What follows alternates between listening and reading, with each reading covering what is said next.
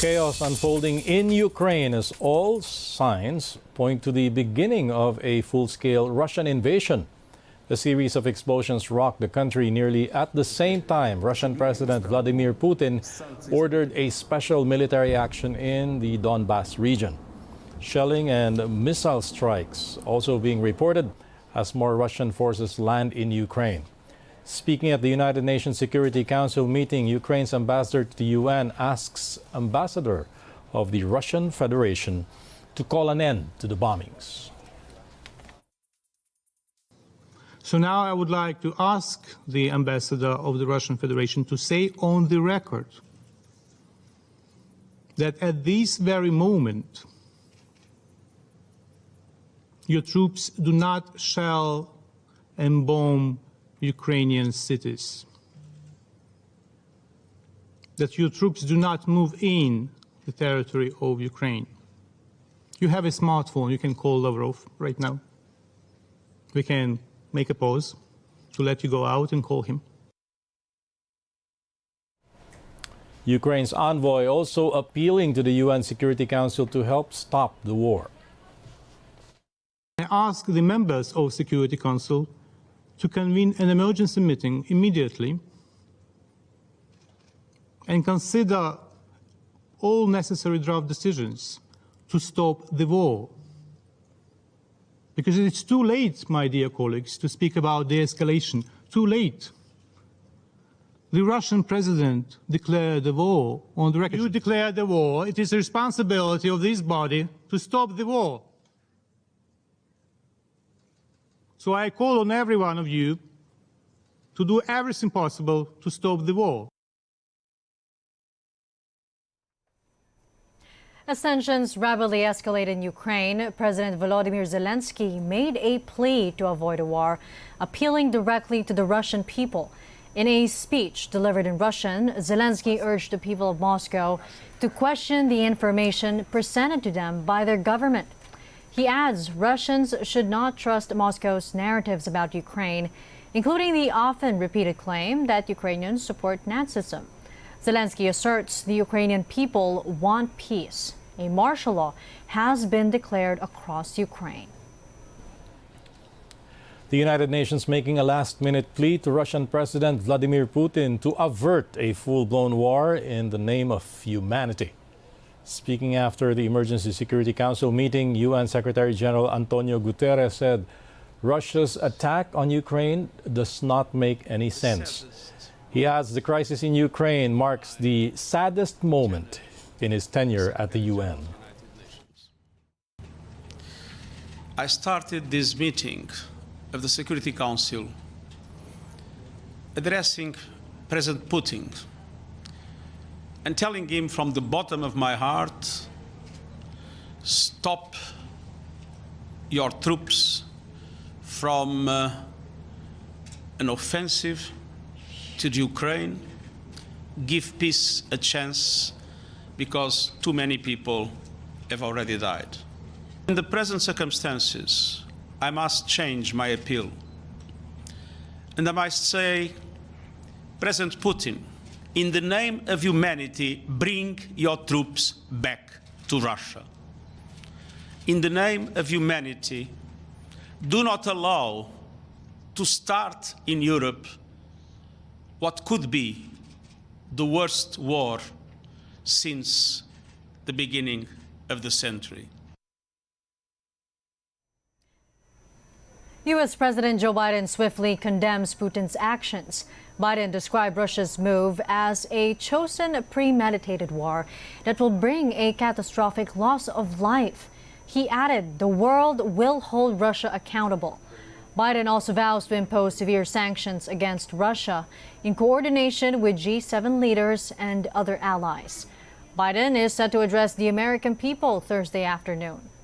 In a rare moment of bipartisanship, U.S. lawmakers are also warning Putin of devastating consequences for his actions. It's stunning to see, in this day and age, a tyrant roll into a country. This is the same tyrant who attacked our democracy and 2016. This is the same tyrant who is opposed to democracy and wants to trivialize it, to downgrade it in the eyes of the Russian people. And again, it's not just about when you do the sanctions or how you support the people. It's about how the world views what Putin is doing. This is a very evil move on the part of Vladimir Putin. He's a KGB guy who happens to be probably the richest man in the world because of his exploitation of his own people that he doesn't want them to know about. You cannot ignore what Putin is doing. And nobody's, of course, ignoring it, but you cannot take it any lighter than what it is, a total assault on democracy. Here's more reactions to the unfolding Russian invasion of Ukraine. NATO Secretary General strongly condemning what it calls Russia's reckless attack on Ukraine. He adds what's happening in Ukraine is a grave breach of international law and a serious threat to Euro-Atlantic security. British Prime Minister Boris Johnson, meanwhile, says Putin has chosen a path of bloodshed by launching an unprovoked attack on Ukraine.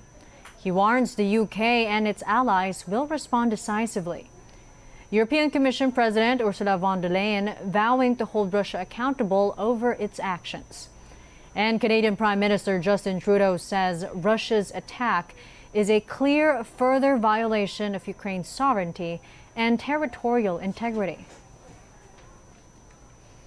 Ukraine restricts all civilian flights in its airspace. In a notice to airmen, Ukraine's Civil Aviation Authority said the airspace is a potential hazard for civil aviation. No further details were provided. On Wednesday, conflict zone monitor Safe Airspace told airlines to stop flying over Ukraine due to the risk of unintended shoot-down or a cyber attack targeting air traffic control. On Monday, Germany's Lufthansa and the Netherlands' KLM suspended flights to Ukraine.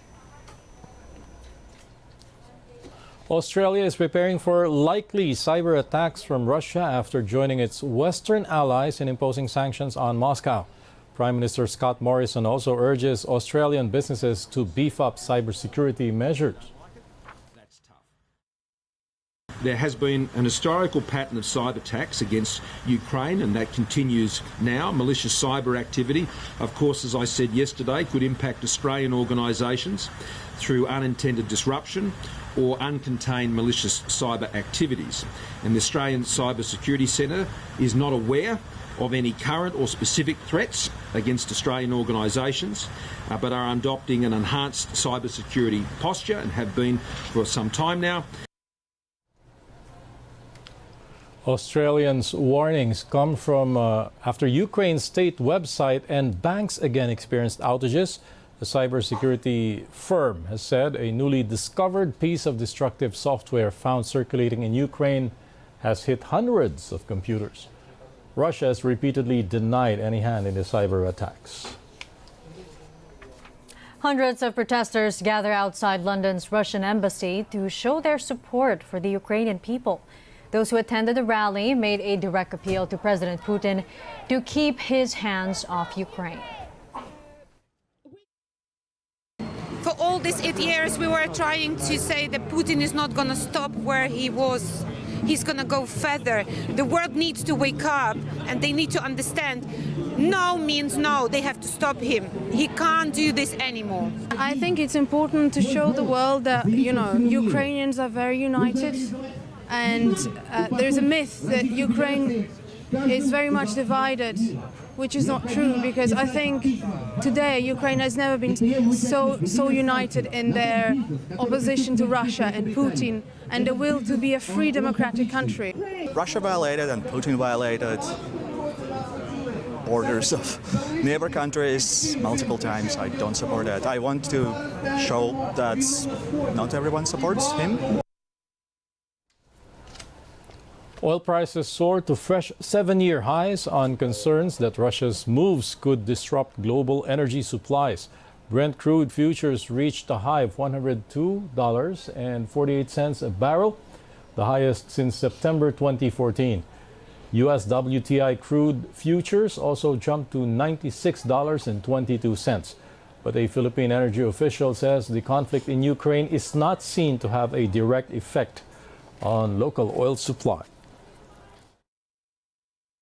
The Philippines is not importing from Russia. However, indirectly, the Philippines imports from China, South Korea, and Japan, and these countries import from Russia. But with respect to the conflict in Ukraine, we don't see any problem because the infrastructure and supply in Russia, the